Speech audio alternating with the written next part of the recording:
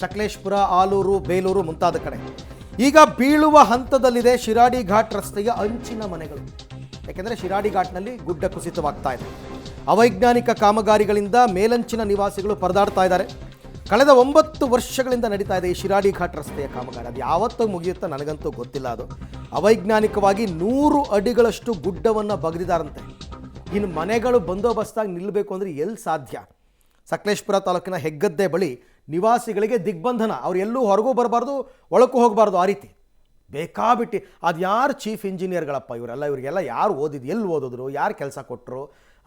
ಅವ್ರಿಗೆ ಭೂಗರ್ಭ ಶಾಸ್ತ್ರವನ್ನು ಅರ್ಥ ಮಾಡ್ಕೊಳ್ಳೋಕ್ಕೆ ಬಂದಿಲ್ಲ ನನ್ನ ಪ್ರಕಾರ ಇನ್ನೂ. ಆಮೇಲೆ ಇದನ್ನೆಲ್ಲ ಚೀಫ್ ಇಂಜಿನಿಯರ್ಗಳು ಡಿಸೈಡ್ ಮಾಡೋದಲ್ಲ, ಭೂಗರ್ಭ ಶಾಸ್ತ್ರಜ್ಞರು ಬಂದು ನೆಲವನ್ನು ಪರೀಕ್ಷೆ ಮಾಡ್ತಾರೆ, ಗುಡ್ಡವನ್ನು ಪರೀಕ್ಷೆ ಮಾಡ್ತಾರೆ. ಎಷ್ಟು ಅಗಿಬೇಕು, ಏನು ಮಾಡಬೇಕು ಅಂತ ಅದೇನು ಮಾಡೇ ಇಲ್ಲ ಅಂತ ನನ್ನ ಪ್ರಕಾರ. ಇವಾಗ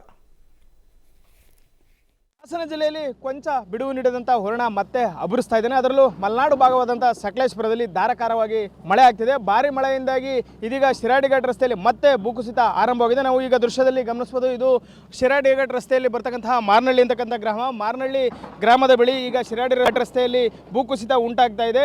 ಯಾಕೆಂದರೆ ಅಷ್ಟು ಪ್ರಮಾಣದಲ್ಲಿ ಈಗ ಮಳೆ ಆಗ್ತಾ ಇದೆ. ಅತಿ ಹೆಚ್ಚಿನ ಮಳೆ ಆಗ್ತಾ ಇರೋದ್ರಿಂದ ಮೇಲಿನಿಂದ ಗುಡ್ಡ ಕುಸಿದು ಕೆಳಗೆ ಬರ್ತಾ ಇದೆ. ಸ್ಥಳದಲ್ಲೇ ಇಟಾಚಿ ಹಾಗೂ ಲಾರಿ ಮೂಲಕ ಮಣ್ಣನ್ನು ಬೇರೆಡೆಗೆ ಸಾಗಿಸಲಾಗ್ತಿದೆ. ಯಾಕೆಂದರೆ ಇನ್ನೂ ಕಾಮಗಾರಿ ನಡೀತಾ ಇದ್ದೀನಿ, ಏನು ಮುಗಿಯುವಂತಕ್ಕೆ ಈ ಕಾಮಗಾರಿ ಬಂದಿದೆ. ಆದರೂ ಸಹ ಧಾರಾಕಾರವಾಗಿ ಮಳೆ ಆಗ್ತಿರೋದ್ರಿಂದ ಮೇಲ್ಭಾಗದಿಂದ ಭಾರಿ ಪ್ರಮಾಣದಲ್ಲಿ ಮಣ್ಣು ಕುಸಿತ ಬರ್ತಾ ಇದೆ. ಅಲ್ಲೊಂದು ದೃಶ್ಯದಲ್ಲಿ ಗಮನಿಸಬಹುದು, ಬೃಹದಾಕಾರದ ಬಂಡೆ ಕುಸಿದು ಬಂದಿದೆ.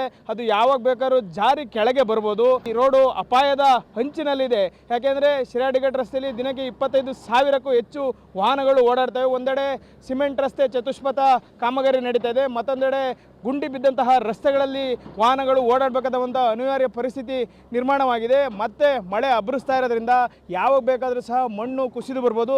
ತಾತ್ಕಾಲಿಕವಾಗಿ ಒಂದು ಸಣ್ಣ ತಡೆಗೋಡೆಯನ್ನು ನಿರ್ಮಾಣ ಮಾಡಿದರೆ, ಆದರೆ ಆ ತಡೆಗೋಡೆ ಮೇಲಿನಿಂದ ಕುಸಿದು ಬರ್ತಾ ಇರ್ತಕ್ಕಂಥ ಮಣ್ಣನ್ನು ತಡಿತಾ ಇಲ್ಲ, ಅದು ಸಹ ಕುಸಿದು ಬೀಳ್ತಾ ಇದೆ. ಹೀಗಾಗಿ ಶಿರಾಡಿ ಘಾಟ್ ರಸ್ತೆ ನಿಜಕ್ಕೂ ಅವ್ಯವಸ್ಥೆಯ ಆಗರವಾಗಿದೆ.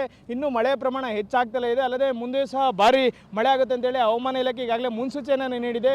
ಇದರ ನಡುವೆಯೂ ಸಹ ವಾಹನಗಳು ಓಡಾಟವನ್ನು ನಡೆಸ್ತಾ ಇದ್ದಾರೆ. ಈಗ ಶಿರಾಡಿ ಘಾಟ್ ರಸ್ತೆಯಲ್ಲಿ ನಿರಂತರ ಭೂಕುಸಿತದಿಂದಾಗಿ ಸ್ಥಳದಲ್ಲೇ ಕೆಲವು ವಾಹನಗಳನ್ನು ರಾಷ್ಟ್ರೀಯ ಹೆದ್ದಾರಿ ಪ್ರಾಧಿಕಾರದ ಅಧಿಕಾರಿಗಳು ಬಿಟ್ಟಿದ್ರೆ, ಅವು ಯಾವಾಗ ಮಣ್ಣು ಕುಸಿಯುತ್ತೆ ತಕ್ಷಣವೇ ಅದನ್ನು ತೆರವು ಮಾಡಿ ಆ ನಂತರದಲ್ಲಿ ಆ ಮಣ್ಣನ್ನು ಸಾಗಿಸಲಿಕ್ಕೆ ಎಲ್ಲ ರೀತಿಯ ಒಂದು ಕ್ರಮಗಳನ್ನು ಕೈಗೊಂಡಿದೆ. ಮಳೆಯ ಪ್ರಮಾಣ ಮಧ್ಯಾಹ್ನದ ನಂತರ ಹೆಚ್ಚಾಗಿದೆ. ಹಾಗಾಗಿ ಶಿರಾಡಿ ಘಾಟ್ ರಸ್ತೆ ಒಂದು ಆತಂಕದ ರಸ್ತೆಯಾಗಿ ಈಗ ಮಾರ್ಪಾಟಾಗಿದೆ. ಇದೇ ರಸ್ತೆಯಲ್ಲಿ ಈಗ ವಾಹನಗಳು ಓಡಾಡ್ತಲೇ ಇದ್ದಾವೆ. ಇನ್ನು ಮುಂದೆ ಹೆಚ್ಚಿನ ಮಳೆ ಬರುವಂಥ ಒಂದು ಸಾಧ್ಯತೆ ಇದೆ. ಹಾಗಾಗಿ ಶಿರಾಡಿ ಘಾಟ್ ರಸ್ತೆಯಲ್ಲಿ ಓಡಾಡ್ತಕ್ಕಂಥ ವಾಹನಗಳು ಅತಿ ಹೆಚ್ಚಿನ ಎಚ್ಚರಿಕೆಯಿಂದ ಓಡಾಡಬೇಕು. ಇಲ್ಲವಾದಲ್ಲಿ ಒಂದು ರೀತಿಯ ಅಪಾಯ ಅವರಿಗೆ ಕಾದಿದೆ ಅಂತಲೇ ಹೇಳ್ಬೋದು. ಕ್ಯಾಮ್ರಾ ಪರ್ಸನ್ ನಾಗರಾಜ್ ಜೊತೆ ಶಶಿಧರ್ ಬಿಸಿ, ಪಬ್ಲಿಕ್ ಟಿವಿ, ಮಾರ್ನಳ್ಳಿ.